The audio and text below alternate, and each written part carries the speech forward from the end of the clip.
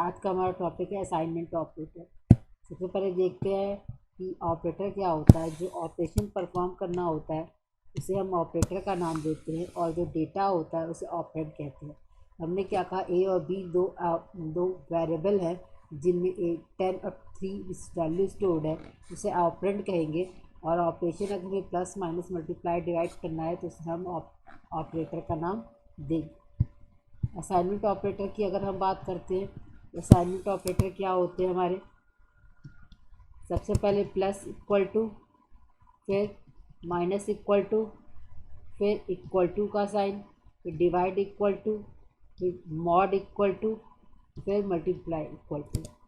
हम क्या कहते हैं, असाइनमेंट ऑपरेटर में जो वो वेरिएबल इनपुट की तरह भी काम करता है और आउटपुट की भी तरह काम करता है, तो उसे हम नाम देते हैं असाइनमेंट ऑपरेटर का। मतलब सेम वेरिएबल को हम इनपुट के लिए भी यूज़ कर रहे होंगे और उसी वेरिएबल में हम अगर आउटपुट भी स्टोर कर रहे हैं तो उसे असाइनमेंट ऑपरेटर का नाम देंगे। चलिए आइए एक एग्जांपल से समझते हैं कि वो किस तरीके से काम करता है। डेस्कटॉप पे आ जाते हैं, हमारा प्रोग्राम डेस्कटॉप पे सेव है। तो हमने क्या कहा, class exam3 public static void में int.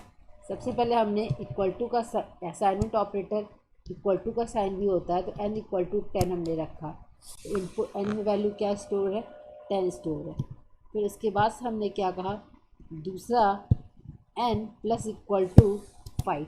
n plus equal to 5 क्या कह रहा है, n इनपुट की तरह भी काम कर रहा है और n आउटपुट की तरह भी काम कर रहा है। इसका क्या मतलब है, n equal to n plus 5, मतलब n की वैल्यू इनपुट भी हुई और उसी वेरिएबल में हमने आउटपुट भी स्टोर कर दिया। n की वैल्यू क्या है, 10 है, 10 प्लस 5 कितना हो गया, 15 हो गया। इस समय अगर हम सिस्टम डॉट आउट प्रिंटलन लिखेंगे after use of plus equal to, तो हमने डबल कोट्स में स्टोर किया, तो और फिर प्लस n लिखा, तो n में आउटपुट क्या स्टोर होगा, 10 प्लस 5 15। तो उसके बाद से हमने क्या कहा, n इंटू इक्वल टू 2। तो इसका क्या मतलब है, n मल्टीप्लाई इक्वल टू 2। तो n की वैल्यू इनपुट की तरह भी काम कर रही है और आउटपुट की तरह भी काम कर रही है। प्रेजेंट वैल्यू n में क्या स्टोर है, 15। 15 इंटू 2 कितना हो गया, n की वैल्यू 30। तो इस समय n की वैल्यू क्या शो करेगा, system dot out println n की वैल्यू 30। ठीक, फिर इसके बाद से हमने क्या कहा कि n minus equal to 5। n minus equal to 5 क्या है, n equal to n minus 5, मतलब n इनपुट की तरह भी काम कर रहा है और n आउटपुट की तरह भी काम कर रहा है। तो हमारी वैल्यू 30 स्टोर थी n में, 30 माइनस 5 कितना हो गया, n की वैल्यू 25। तो इसमें प्रेजेंट वैल्यू n में कितनी स्टोर होगी, 25। फिर इसके बाद से हम डिवाइड की बात करते हैं। Divide n divide equal to 2। तो n इनपुट की तरह भी काम कर रहा है, n आउटपुट की भी तरह काम कर रहा है। n divide 2, 25 divide by 2। हमने इंटीजर डेटा टाइप लिया है, इसलिए ये आउटपुट क्या शो करेगा, n में 12 शो करेगा, डेसिमल वैल्यू को शो नहीं करेगा, क्योंकि हमने डेटा टाइप n का क्या ले रखा है, इंटीजर ले रखा है। अच्छा, फिर इसके बाद हमने क्या कहा, n मॉड इक्वल टू 3। तो हमने क्या कहा, n इनपुट की तरह भी काम कर रहा है, n आउटपुट की भी तरह काम कर रहा है। ये परसेंट का साइन मॉड कहलाता है। मॉड क्या करता है, रिमाइंडर को स्टोर करता है। तो n में क्या वैल्यू प्रेजेंट स्टोर है, 12।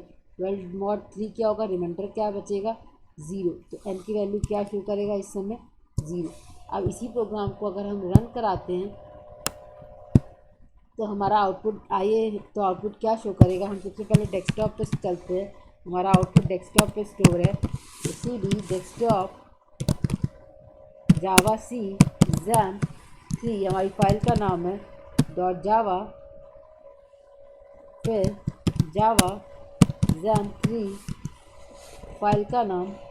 तो ये क्या कर रखा है, आउटपुट हमारा क्या स्टोर है, प्लस प्लस के लिए हमने वैल्यू क्या शो कर रहा है, 15। n equal to n plus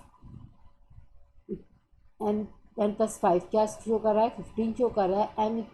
n into equal to